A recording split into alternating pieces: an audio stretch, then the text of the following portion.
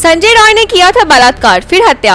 Kolkata case में CBI ने दायर की चार्जशीट। सीबीआई ने कोलकाता के आरजीकर मेडिकल कॉलेज में ट्रेनी डॉक्टर के रेप और मर्डर मामले में चार्जशीट दाखिल कर दी है। चार्जशीट के मुताबिक मामले में मुख्य आरोपी संजय रॉय ने ही पीड़ित डॉक्टर से बलात्कार किया था और उसके बाद उसकी हत्या कर दी थी। सीबीआई ने कहा कि स्थानीय पुलिस के साथ स्वयंसेवक के रूप में काम करने वाले रॉय ने 9 अगस्त को अस्पताल के सेमिनार हॉल में घटना को अंजाम दिया था। महाविकास अघाड़ी में सीट बंटवारे पर बातचीत अटकी। कांग्रेस की अधिक सीटें मांगने की कोशिश। महाराष्ट्र विधानसभा चुनाव के लिए महाविकास अघाड़ी गठबंधन में सीटों को लेकर बातचीत अटक गई है। कांग्रेस लोकसभा चुनाव में अच्छे प्रदर्शन का हवाला देकर अधिक सीटें मांग रही है। गठबंधन की प्रमुख पार्टियां कांग्रेस, शिवसेना और एनसीपी है। लोकसभा चुनाव में से कांग्रेस 17 में से 13, एनसीपी ने 10 में से 8 और शिवसेना ने 21 में से 9 सीटें जीती थी। हरियाणा में कांग्रेस के अंदरूनी कलह से चुनाव परिणामों पर असर, भाजपा को मिला फायदा। हरियाणा में कांग्रेस की अंदरूनी कलह और भूपेंद्र हुड्डा व कुमारी सैलजा के बीच मुख्यमंत्री पद को लेकर तनातनी चुनाव के नतीजों पर असर डाल सकती है। टिकट वितरण और प्रचार में भी मतभेद की अटकलें थी। हुड्डा के जाट वोटों पर फोकस के चलते गैर जाट मतदाता भाजपा के पक्ष में गए। केंद्रीय मंत्री धर्मेंद्र प्रधान को भाजपा के प्रचार की जिम्मेदारी दी गयी थी, जिससे पार्टी को फायदा हुआ। कोलकाता कांड को लेकर प्रदर्शनकारी डॉक्टर का ऐलान, 9 अक्टूबर को होगी देशव्यापी भूख हड़ताल। पश्चिम बंगाल के आरजीकर कॉलेज में ट्रेनिंग डॉक्टर के बलात्कार और हत्या के विरोध में देशव्यापी भूख हड़ताल की घोषणा की गई है। Federation all of India medical association ने बुधवार से यह हड़ताल शुरू करने का फैसला किया है। एएफआईएमए के अध्यक्ष सुवर्णकर दत्ता ने कहा कि वे पश्चिम बंगाल जूनियर डॉक्टर फ्रंट के साथ एकजुट हैं। व्यापक विचार विमर्श के बाद हमने पश्चिम बंगाल में अपने सहयोगियों के साथ एकजुटता प्रदर्शित करने के लिए देशव्यापी भूख हड़ताल करने का निर्णय लिया है। नतीजों से पहले जम्मू कश्मीर में 5 विधायकों पर बवाल, विपक्ष को गेम पलटने का डर। जम्मू कश्मीर विधानसभा चुनाव के नतीजों से पहले 5 नामित विधायकों को लेकर विवाद बढ़ गया है। विपक्षी दल पीडीपी और नेशनल कॉन्फ्रेंस ने इसका विरोध करते हुए कहा कि इससे एलजी को अधिक ताकत मिलेगी, जिससे भाजपा को फायदा होगा। एग्जिट पोल्स के अनुसार किसी को स्पष्ट बहुमत नहीं मिलने की संभावना है। ऐसे में ये 5 नामित विधायक समीकरण बदल सकते हैं। लोकसभा विधानसभा चुनाव में कांग्रेस ने खर्च किए 585 करोड़ रुपए। पैसों की कमी का दावा करने वाले कांग्रेस ने लोकसभा और विधानसभा चुनाव में 585 करोड़ रुपए खर्च किए हैं। चुनाव आयोग की रिपोर्ट के मुताबिक कांग्रेस ने मीडिया और प्रचार में 410 करोड़ रुपए और सोशल मीडिया प्रचार में 46 करोड़ रुपए खर्च किए हैं। कांग्रेस ने पहले ही दावा किया था कि वह कैश की कमी से जूझ रही है, जिससे कुछ प्रत्याशियों ने आर्थिक मदद न मिलने के कारण टिकट वापस कर दिए थे। पुरी से कांग्रेस उम्मीदवार सुचारिता मेहंती ने अपना टिकट वापस किया था। उन्होंने कहा था कि पार्टी के तरफ से साफ बता दिया गया है कि सभी उम्मीदवारों को अपना खर्च खुद ही करना है। कासगंज में दलित की आत्महत्या को लेकर अखिलेश ने बीजेपी को घेरा। यूपी के कासगंज के सलेमपुर बीबी गांव में रामलीला के दौरान एक दलित शख्स की पिटाई से आहत होकर आत्महत्या करने की घटना पर सपा प्रमुख अखिलेश यादव ने भाजपा सरकार को घेरा है। उन्होंने पुलिस पर दलितों के साथ अपमानजनक व्यवहार का आरोप लगाते हुए इसे मानसिक रूप से कमजोर करने की साजिश बताया। शख्स की पत्नी ने पुलिस कर्मियों पर आत्महत्या के लिए उकसाने का आरोप लगाया है। मामले में 2 आरोपी सिपाही लाइन हाजिर कर दिए गए हैं। यूपी में उपचुनाव का ऐलान जल्द, बीजेपी ने उम्मीदवारों पर शुरू की चर्चा। यूपी की 10 विधानसभा सीटों पर उपचुनाव का ऐलान हफ्ते भर में हो सकता है। बीजेपी के उम्मीदवारों को लेकर मंथन तेज हो गया है।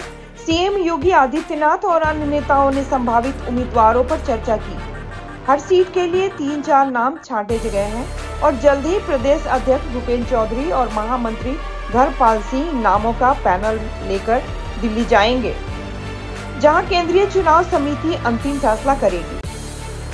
रिजर्व बैंक ने 200 रुपए वाले 137 करोड़ नोट बाजार से हटाए। पिछले 6 महीनों में 200 रुपए के नोटों की हालत सबसे खराब रही है। आरबीआई की रिपोर्ट के मुताबिक अप्रैल से सितंबर के बीच 137 करोड़ गंदे और कटे फटे 200 रुपए के नोट बाजार से हटाए गए। यह पिछले साल के मुकाबले 2 करोड़ ज्यादा है। वैसे कुल संख्या में देखें तो सबसे ज्यादा सड़े गले नोट 500 रुपए वाले निकले। आरबीआई की छमाही रिपोर्ट में खुलासा हुआ है। यूपी में कामकाजी महिलाओं के लिए गुड न्यूज, योगी सरकार देगी बड़ी सौगात। उत्तर प्रदेश की कामकाजी महिलाओं के लिए बड़ी राहत की खबर है। मुख्यमंत्री योगी आदित्यनाथ के नेतृत्व में दीपावली के मौके पर कामकाजी महिलाओं को बड़ी राहत मिलने जा रही है। अक्टूबर के अंत तक उत्तर प्रदेश के विभिन्न शहरों में 18 नए सखी निवासों का संचालन शुरू होगा। गोरखपुर, वाराणसी, लखनऊ समेत 9 प्रमुख शहरों में महिलाएं किफायती दरों पर सुरक्षित और सुविधाजनक आवास प्राप्त कर सकेंगी। 5वें राज्य में बना आपका विधायक, खुश हो गए अरविंद केजरीवाल। जम्मू कश्मीर विधानसभा चुनाव के बीच डोडा विधानसभा सीट से आम आदमी पार्टी के महराज मलिक ने भाजपा के गजय सिंह राणा को हराकर जीत हासिल की है। यह आम आदमी पार्टी की 5वें राज्य में सफलता है, जिसे पार्टी के राष्ट्रीय संयोजक अरविंद केजरीवाल बहुत खुश हैं। केजरीवाल ने अपनी पोस्ट में महराज मलिक को जीत की बधाई देते हुए कहा कि उन्होंने शानदार चुनाव लड़ा। केजरीवाल ने कांग्रेस पर कसा तंज, पार्षद को दी मेहनत और एकजुटता की सलाह। दिल्ली के पूर्व मुख्यमंत्री और आम आदमी पार्टी के मुखिया अरविंद केजरीवाल हरियाणा में भाजपा की जीत और कांग्रेस की हार से चिंतित हैं। केजरीवाल ने मंगलवार को एक तरफ जहां हरियाणा कांग्रेस पर तंज कसा और अपने नेताओं को नसीहत देते हुए कहा कि चुनाव को हल्के में न लें और हर चुनाव कठिन होता है, इसीलिए मेहनत करनी होगी। उन्होंने एकजुट रहने और आपस में न लड़ने की भी नसीहत दी। केजरीवाल ने निगम पार्षदों को दी सलाह, ओवर कॉन्फिडेंस से बचे, चुनावों को गंभीरता से लें। आम आदमी पार्टी के नेता और पूर्व मुख्यमंत्री अरविंद केजरीवाल ने आज दिल्ली के सभी निगम पार्षदों के साथ बैठक की। उन्होंने पार्षदों से जनता के बीच जाने का आग्रह किया और हरियाणा व जम्मू कश्मीर के चुनाव परिणामों का उल्लेख करते हुए कहा कि ओवर कॉन्फिडेंस नहीं करना चाहिए। केजरीवाल ने कहा कि हर चुनाव कठिन होता है और इसे हल्के में नहीं लेना चाहिए। उन्होंने मुस्कुराते हुए पार्षदों को सलाह दी कि अपने एमएलए के साथ लड़ाई न करे और कहा लड़ाई झगड़ा हम अप्रैल में कर लेंगे। हरियाणा चुनाव में आप का प्रदर्शन निराशाजनक, स्वाति मालीवाल ने केजरीवाल पर साधा निशाना।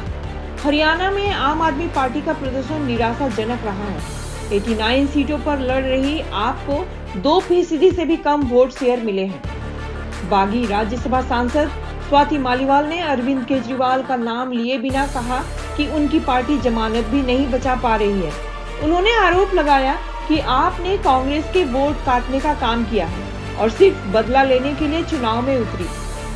मालीवाल ने कहा कि पार्टी को अहंकार छोड़ जनता के लिए काम करने की जरूरत है। तिरुपति मंदिर के प्रसादम विवाद में केंद्रीय खाद्य प्राधिकरण का रुड़की स्थित घी फैक्ट्री का निरीक्षण। तिरुपति मंदिर के प्रसादम विवाद की जांच के दौरान केंद्रीय खाद्य संरक्षण एवं मानक प्राधिकरण ने रुड़की के भगवानपुर में स्थित घी फैक्ट्री का निरीक्षण किया। हालांकि केंद्रीय टीम ने अपनी जांच के बारे में जानकारी साझा नहीं की। लड्डू विवाद में यह बात सामने आई थी कि घी की सप्लाई भगवानपुर की Bhole Baba organic dairy milk private limited ने की थी, जिस पर उत्तराखंड के खाद्य संरक्षण विभाग ने रविवार को निरीक्षण का रिपोर्ट केंद्र को भेजी थी। शहीदों के परिजनों को उत्तराखंड रोडवेज बसों में फ्री सफर। सैनिक कल्याण मंत्री गणेश जोशी ने कहा कि वीरता पदक विजेताओं के साथ साथ शहीदों के परिजनों को भी रोडवेज में मुफ्त सफर की सुविधा दी जाएगी। उन्होंने विभागीय समीक्षा के दौरान इसका प्रस्ताव तैयार करने के निर्देश दिए हैं। और लिव इन का ऑनलाइन रजिस्ट्रेशन नियमावली तैयार, उत्तराखंड में लागू होगा यूसीसी। उत्तराखंड में सामान्य नागरिक संहिता का ड्राफ्ट सोमवार को तैयार कर लिया गया है। अंतिम बैठक में शादी और लिव इन रजिस्ट्रेशन, वसीयत के डॉक्यूमेंटेशन और डिजिटल सुविधाओं की सिफारिशें की गई। नियम निर्माण 500 पन्नों की रिपोर्ट तैयार की है, जिसे जल्द ही राज्य सरकार को सौंपा जाएगा। समिति के प्रमुख सिंह ने कहा कि उन्होंने सिफारिश की है कि विवाह पंजीकरण के लिए संबोधित प्राधिकरण सब रजिस्टर या ग्राम पंचायत विकास अधिकारी हो, जो गांव में जन्म और मृत्यु पंजीकरण के लिए जिम्मेदार हो। हरियाणा हार से कांग्रेस की मुश्किलें बढ़ी, शिवसेना प्रवक्ता ने भाजपा की तारीफ की। हरियाणा विधानसभा चुनाव में हार ने कांग्रेसों की मुश्किलें बढ़ा दी हैं। उनके सहयोगी दल शिवसेना यूबीटी की प्रवक्ता प्रियंका चतुर्वेदी ने कहा कि भाजपा से सीधे मुकाबले में कांग्रेस कमजोर पड़ जाती है। उन्होंने भाजपा के चुनावी अभियान की तारीफ भी की।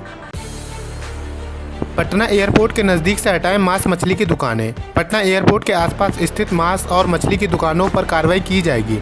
प्रमंडलीय आयुक्त मयंक वरवड़े ने नगर निगम के अधिकारियों को निर्देश दिया है कि बार बार चेतावनी के बावजूद ये दुकानें क्यों नहीं हटाई जा रही हैं। उन्होंने कहा कि इन दुकानों के कारण एयरपोर्ट के आसपास पक्षियों का जमावड़ा हो रहा है, जो सुरक्षा में खलल डाल सकता है। इसलिए निगम को तुरंत अभियान चलाकर इन दुकानों को हटाने के निर्देश दिए गए हैं। झारखंड के कर्मचारियों को मिलेगा बीमा का लाभ। झारखंड सरकार 1 नवंबर से राज्य के कर्मियों और सेवानिवृत्त कर्मियों के परिवारों को झारखंड स्वास्थ्य बीमा का लाभ प्रदान करेगी। राष्ट्रीय स्वास्थ्य मिशन के निदेशक अबू इमरान ने लाभार्थियों से अनुरोध किया कि वे अपने और अपने परिवार सदस्यों की जानकारी पोर्टल पर अपलोड करें। जिनका पहले से रजिस्ट्रेशन है, उन्हें दोबारा रजिस्ट्रेशन कराने की आवश्यकता नहीं है। इस साल योजना के तहत हर साल 5 लाख रुपए तक का कैशलेस उपचार मिलेगा। के रांची में 1500 फोर्स की तैनाती, सादे लिबास में रहेगी पुलिस। रांची पुलिस दुर्गा पूजा को लेकर पूरी तरह अलर्ट है और सुरक्षा के पुख्ता इंतजाम कर रही है। सुरक्षा व्यवस्था के तहत 1500 पुलिसकर्मियों की तैनाती की गई है, जिसमें रैफ, जैप, IRB, जिला बल और होमगार्ड शामिल हैं। सादे लिबास में पुलिस जवान भीड़भाड़ वाले इलाकों में तैनात रहेंगे और असामाजिक तत्वों और मंचलों पर नजरें रखेंगे। एसपी चंदन कुमार सिन्हा सुरक्षा की मॉनिटरिंग खुद करेंगे और सभी DSP को गश्त लगाने के निर्देश दिए गए हैं। CCTV कैमरे भी दुरुस्त कर दिए गए हैं। झारखंड में गोगो दीदी फॉर्म भरने पर मचा सियासी घमासान। झारखंड में भाजपा की गोगो दीदी योजना के ऐलान और कार्यकर्ताओं द्वारा फॉर्म भरवाने को लेकर सियासी घमासान मचा हुआ है। विधानसभा चुनाव की घोषणा से पहले भारत निर्वाचन आयोग सत्ता पक्ष के निशाने पर है। चुनाव आयोग की ओर से लोकसभा चुनाव से पहले 2 मई 2024 को कहा था कि सभी राजनीतिक दल वैसी कोई भी गतिविधि से दूर रहे जिसमें विज्ञापनों या सर्वेक्षणों के जरिए चुनाव बाद लाभार्थियों का पंजीकरण शामिल हो। बीमार होने पर PM मोदी ने किया फोन, हेमंत सोरेन ने भी लिखा पोस्ट। पूर्व मुख्यमंत्री और भाजपा नेता सोरेन को सोमवार को अस्पताल से छुट्टी मिल गई। उन्होंने छुट्टी के बाद के सिरकीपाड़ा में जनसभा को संबोधित किया। इससे पहले प्रधानमंत्री नरेंद्र मोदी ने उनका हालचाल लिया और मुख्यमंत्री हेमंत सोरेन के साथ JMM ने सोशल मीडिया पर उनके स्वस्थ होने की कामना की। चंपाई को शनिवार को टाटा मेन हॉस्पिटल में भर्ती कराया गया था। फिर अपने एक बयान पर घिरी कंगना रनौत, अदालत ने थमाया नोटिस।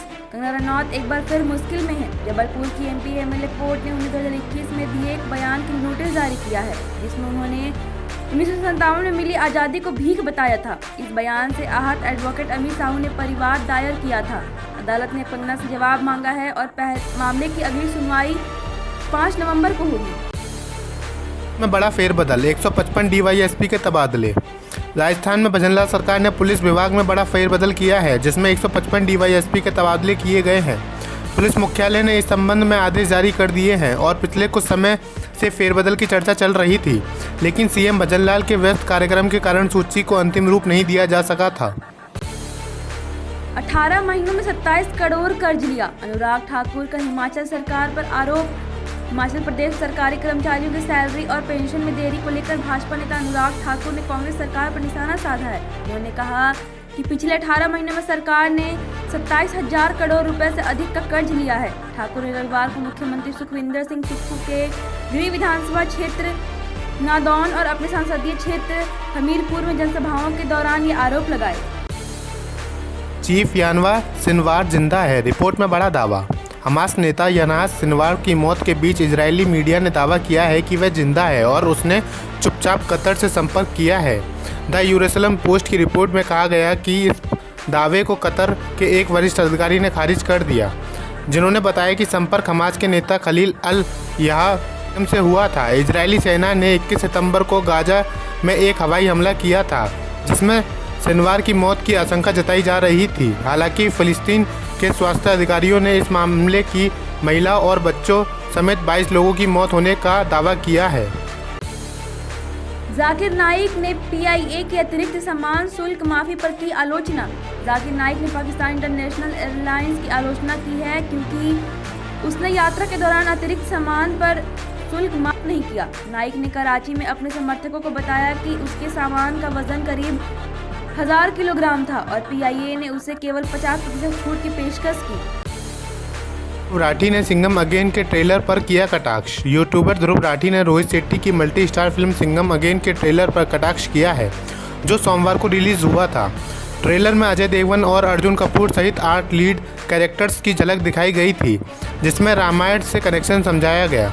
ध्रुव ने सोशल मीडिया पर लिखा, सिंघम 3 की समरी सीधे यूट्यूब पर जारी करने के लिए रोहित शेट्टी को धन्यवाद। अब फिल्म देखने की जाने की ज़रूरत नहीं है। इस पर कुछ लोग उनकी बात से सहमत हैं, जबकि कुछ उन्हें ट्रोल कर रहे हैं। शाकिब अल हसन के फैंस के लिए खुशखबरी, अपने होम ग्राउंड पर खेलेंगे विदाई टेस्ट मैच।